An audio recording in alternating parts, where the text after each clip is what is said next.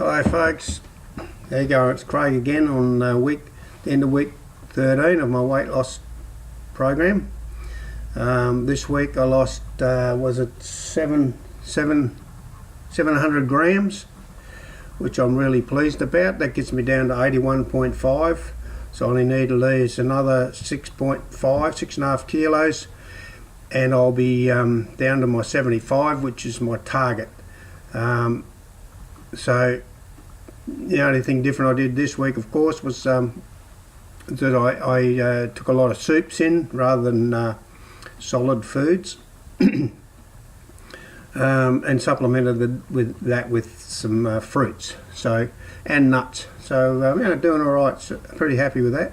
Health wise, I feel fantastic. I'm now able to do my full round of exercises that I do. Been able to get back up to doing 20 sit-ups at a time, which I've been able to do that since I got out of the army, and my planking exercises are helping to firm up my stomach, my waist area, so really happy with that. Been doing around 10 kilometres walking a day, in the morning and in the evening. I split it up with my cousin Trevor, who is doing a Jenny Craig weight loss program, and he's lost, in the same period as I've lost, he's lost 15 kilos, so he's done fantastic. Trevor's done just so fantastic with that. The vertigo business is okay. I've been given the exercises to do to help my brain to learn to live with the vertigo, and in fact I'm just really ignoring it. I get giddy every now and then, but it's just a matter of just ignoring it. You know it's there, you know it's not going to harm you, so you just got to put up with it. Not much else has gone on this week. Went for a visit to Robinvale yesterday to visit my cousin Kerry, who passed away in February 12 months ago. Went over there to just to say hello to him and have lunch with him, with my sister Cherie and brother-in-law John. It was a good little trip. As you know, if you've been following my videos, I've been going through my travel through depression. I'm pretty sure that I'm pretty well right through the other side of it now. Been a long trip through depression.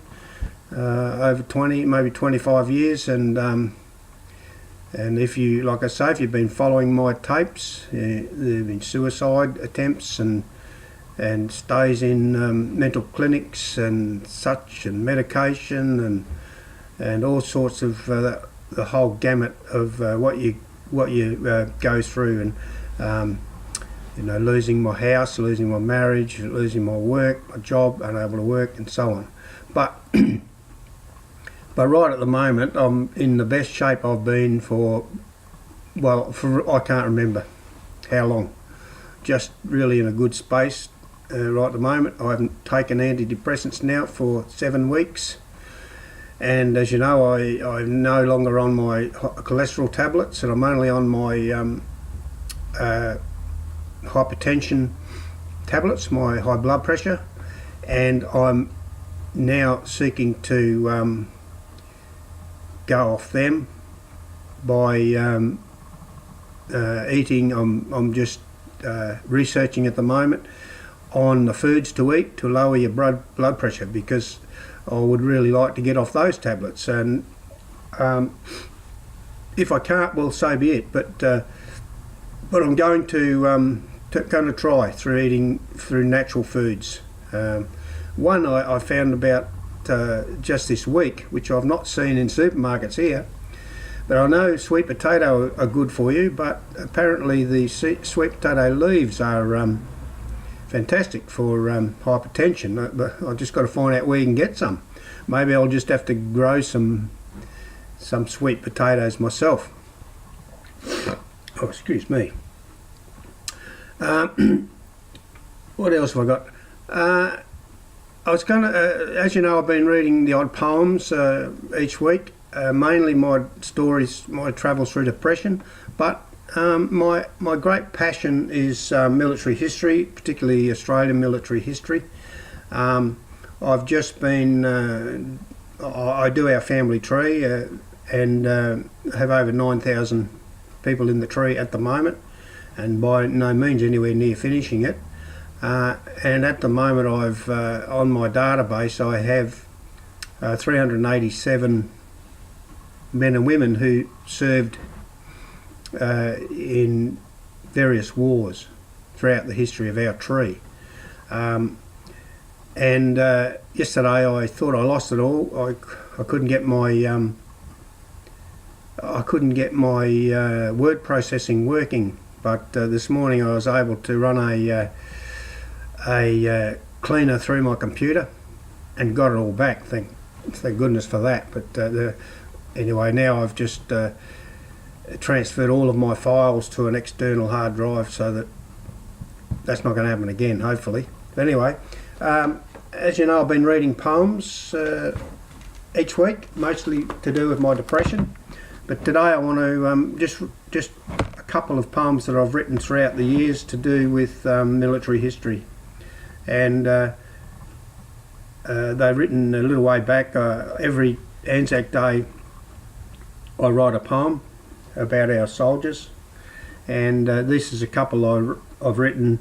This one would have been, okay, you remember the Gulf War back in the, would have been mid-80s, late 80s. Well, I wrote this one, very short poem, during that period on Anzac Day, and I called it Anzacs of the Gulf.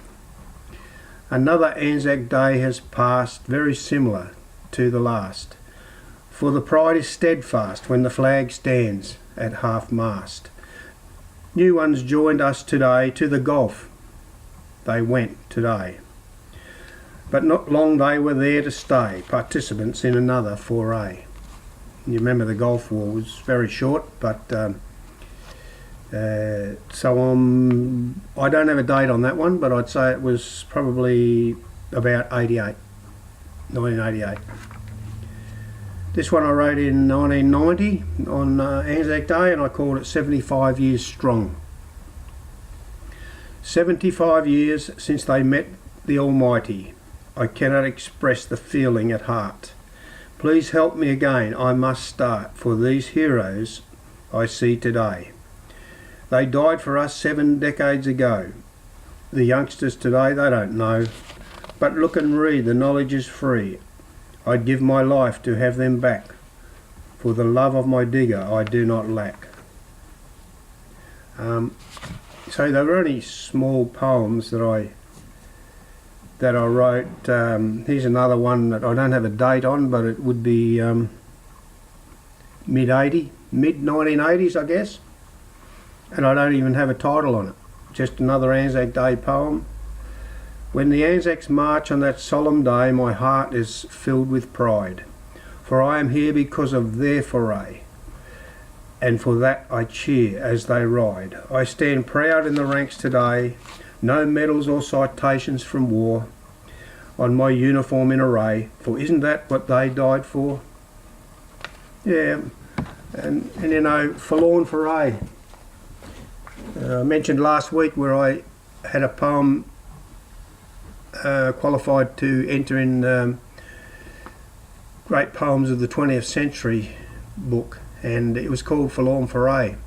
Don't let it be a forlorn foray, these wars. Well, we know they are. We only need to look around now, all those wars, where they were fought in the Middle East and so on, in Africa, and look at the mess those countries are in now. So all those young soldiers that died, I had a second cousin, I commemorated his death yesterday, Angus Marston.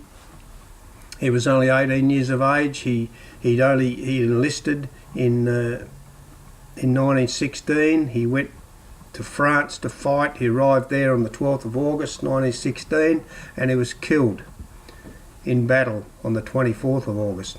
12 days. 18-year-old. Gone. No, it's shocking. Anyway, on a bit of a lighter note, I mentioned in the last few videos that I'm planning on visiting the Philippines in January to meet a lady who I'm in a relationship online, and I'm really struggling with learning some Tagalog, the Filipino language. This is my pocketbook that I carry with me everywhere now, and it's difficult, let me tell you. It's difficult, but Anya, thanks for keeping me on track there, and Alia, and Rajaji, thank you.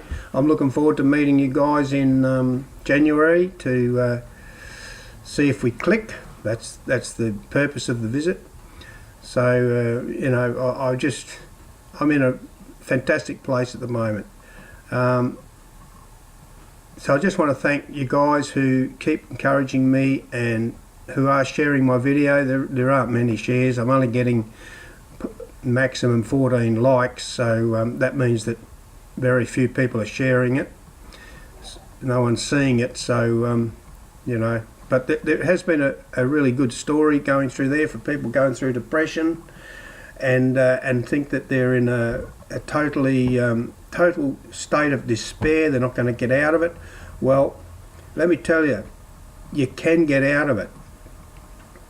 I'm living proof of that. From being revived, from being dead, from a suicide some years ago to now, where I don't take medication at all because I'm in a fantastic mental state. And when I do have a bad day or a anxiety attack, and I now know how to deal with it because I've allowed the people who are qualified to help me, whereas before I didn't do that. So, you know, young people out there and the older people, particularly those people who have been through wars, and I have a second cousin who a couple of tours of Afghanistan, and these fellas, these women, men and women, they suffer and they need encouragement, they need help, and they need just you to be a friend for them. So, you know, this is just, I'm looking out there now, the sun's shining, and I'm able to take my jacket off. I'm going to go up the street shortly and do a bit of shopping. So I just want to wish you the best, and God bless you, and pray that if you are suffering from depression, you'll seek help. Bye now.